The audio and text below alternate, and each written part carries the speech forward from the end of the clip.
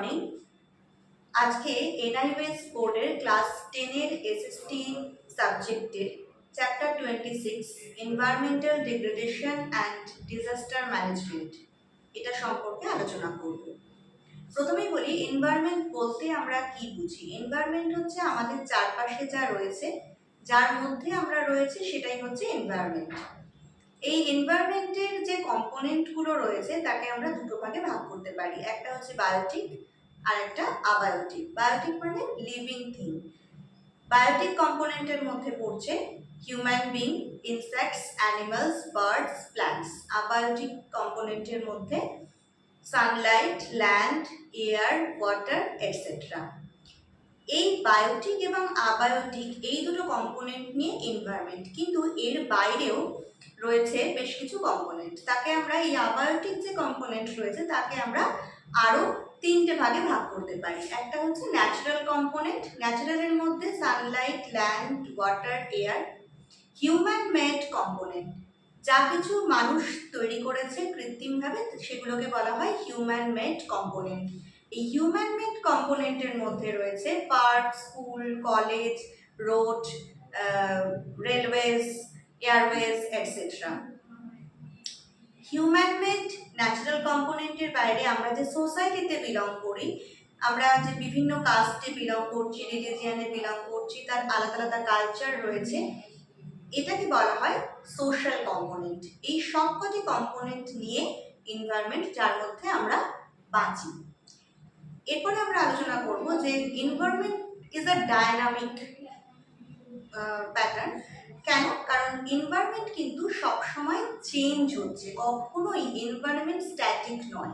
আজ থেকে 10 বছর আগে এনভায়রনমেন্ট যা ছিল, 10 বছর পরে এনভায়রনমেন্ট অনেক চেঞ্জ হয়ে গেছে। ক্লাইমেট চেঞ্জ হয়েছে, কোনো কোনো প্লেস তার টেকনোলজিকে চেঞ্জ করেছে। আমাদের টেকনোলজি যত উন্নত হবে, আমরা যত বেশি ডেভেলপড হব, তত আমাদের এনভায়রনমেন্ট কিন্তু চেঞ্জ হতে থাকবে। সুতরাং environment is a dynamic component, এটাকে আমাদের মাথায় রাখতে হবে। ইম্পর্টেন্স অফ দ্য এনভায়রনমেন্ট, আমাদের লাইফে অবশ্যই এনভায়রনমেন্টের প্রচুর ইম্পর্টেন্স রয়েছে, কারণ without environment we can't live. আমরা যা কিছুর সাপ্লাই আমাদের লাইফে আসছে, সবটাই আমরা এনভায়রনমেন্ট থেকেই পাচ্ছি। আমরা যে খাবার খাচ্ছি সেটাও আমরা এনভায়রনমেন্ট থেকে পাচ্ছি। আমরা যে বাড়িতে বাস করছি, যে বাড়িটা তৈরি করছি, তার যে র মেটেরিয়াল, সেগুলো আমরা এনভায়রনমেন্ট থেকে পাচ্ছি। চারপাশে যা কিছু আমরা দেখছি না কেন, সেটা সবটাই কিন্তু আমরা এনভায়রনমেন্ট থেকে পাচ্ছি। এরপরে আমরা আসবো এনভায়রনমেন্টাল ডিগ্রেডেশন। ডিগ্রেডেশন মিন্স এনভায়রনমেন্টের ডিজাস্টার ঘটছে।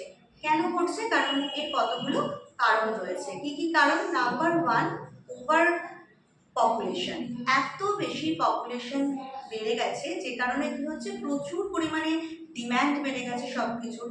আমরা যেখানে হয়তো আমাদের এক্সাম্পল হিসেবে বলি যে আমাদের হয়তো 100 কুইন্টাল চালে যেখানে হতো, সেখানে বর্তমানে 500 কুইন্টাল লাগছে। তাহলে এই যে 400 কুইন্টালের যে গ্যাপটা রয়েছে, সেই গ্যাপটাকে আমরা পূরণ করার জন্য কি করছি, বিভিন্ন ধরনের কীটনাশক, পেস্টিসাইড এগুলো ইউজ করছি, যার ফলে মাটি যেমন পলিউটেড হচ্ছে, ওয়াটার পলিউটেড হচ্ছে, এয়ার পলিউটেড হচ্ছে। টোটালি একটা পলিউশন কিন্তু এনভায়রনমেন্টের মধ্যে রয়েছে। এই ওভার পপুলেশনের জন্য এনভায়রনমেন্ট পলিউটেড হচ্ছে। এক্সট্রা প্রচুর গার্বেজ, প্রচুর স্লাম এরিয়া গড়ে উঠছে। ইকোনমিক্যালি অনেকটা কিন্তু আমরা পিছিয়ে যাচ্ছি, কারণ যত বেশি পপুলেশন হচ্ছে, সেই তুলনায় আমাদের কিন্তু সেইভাবে যে কাজের জায়গাগুলো, সেই ওয়ার্ক প্লেসগুলো কিন্তু ফ্লারিশ হচ্ছে না, যার ফলে প্রচুর মানুষ কি হচ্ছে, আনএমপ্লয়েড থাকছে। ইকোনমিক্যালিও আমরা পিছিয়ে আসছি। এরপর রয়েছে ডিজাস্টার। ডিজাস্টার কি? যখন কোনো ঘটনা হঠাৎ ঘটে, দুর্ঘটনার রূপ নেয় এবং সেটা বড় আকার নেয়, যাতে আমাদের সমস্ত মানব জীবন ক্ষতিগ্রস্ত হয়, তাকে আমরা বলি ডিজাস্টার। এই ডিজাস্টারের মধ্যে earthquake, flood, drought, super cyclone সবটাই রয়েছে। তো ডিজাস্টারকে আমরা কিভাবে ম্যানেজ করব? প্রথমত আমাদের একটা ডিজাস্টার ম্যানেজমেন্ট টিম গভর্নমেন্ট থেকে করা হয়েছে, যেই টিমটা ট্রেন্ড একটি টিম, এবং এই টিমটা কি করে, টিমটা বেশ কিছু খবর আবহাওয়া দপ্তর থেকে যে খবরগুলো আমাদের দেওয়া হয়, যে কোনো কোনো সময় হয়তো দেখা যায় সুপার সাইক্লোনের কোনো খবর রয়েছে, বা প্রচণ্ড ভারী বৃষ্টিপাত হচ্ছে তার খবর রয়েছে, সেই অনুযায়ী যে সমস্ত ডিজাস্টার প্রন এরিয়া রয়েছে সেখান থেকে মানুষদেরকে উদ্ধার করা হয় এবং তাদেরকে অন্য কোনো জায়গাতে সেটেল করে দেওয়া হয়, যাতে তাদের কোনো রকম ক্ষতি না হয়।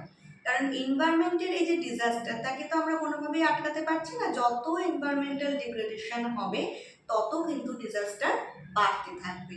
কিন্তু আমাদের তার এগেনস্টে প্রিকশনস নিতে হবে। এই যে ডিজাস্টার যে টিম বা গভর্নমেন্টের যে বিভিন্ন পলিসি রয়েছে, তারা এই ডিজাস্টারের এগেনস্টে বিভিন্নভাবে স্টেপ নিচ্ছে এবং যাতে খুব বেশিভাবে আমরা ক্ষতিগ্রস্ত না হই সেই দিকে কিন্তু নজর রাখা হচ্ছে। এরপরে যে পয়েন্টটি বলবো সেটি হচ্ছে সাস্টেনেবল ডেভেলপমেন্ট। ভীষণ ইম্পর্টেন্ট এই চ্যাপ্টারের একটি পয়েন্ট।